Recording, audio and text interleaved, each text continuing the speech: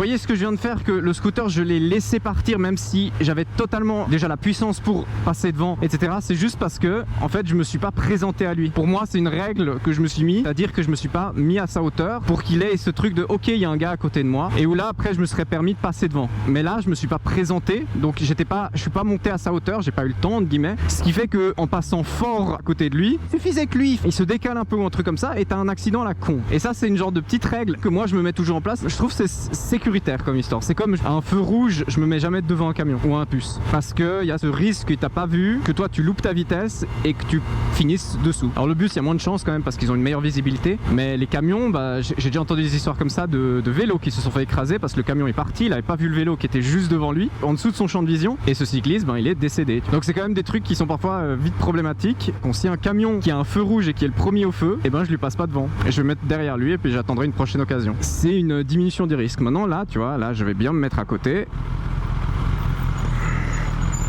même un petit peu devant, et là je peux vous dire qu'il ne sera plus devant moi.